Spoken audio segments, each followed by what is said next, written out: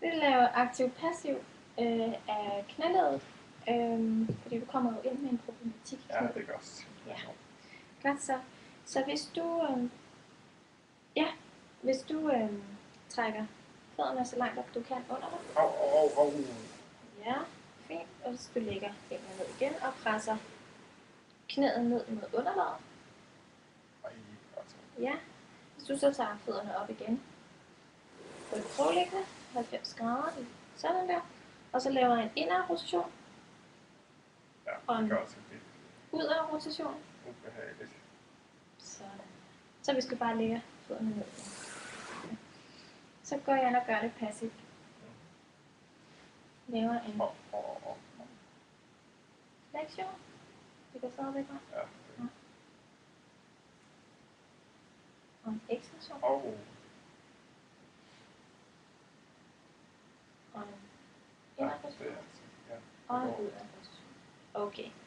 Da du også smerter ved den passive ledbevægelighed, så har en hypotese om, at det er en non-kontraktil struktur.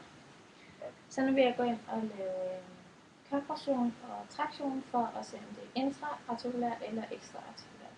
okay. Ja. Så hvis du kommer op på maven og det.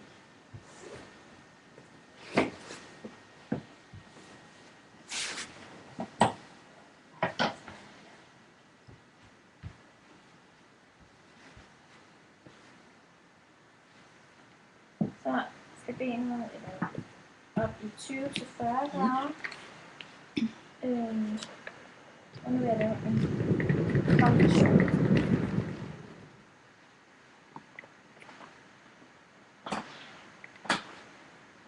Det giver ikke noget. Det gør ikke ondt. Nej. Og så vil jeg så lave en traktion.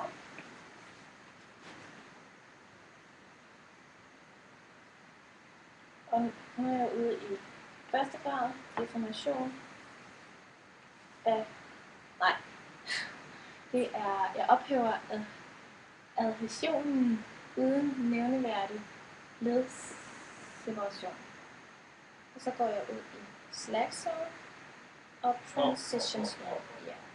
Og der kan jeg så høre, at du også har smerter der. Så ud fra mine undersøgelser kan jeg konkludere, at det er en ekstraartikulær problematik, du har i knæet.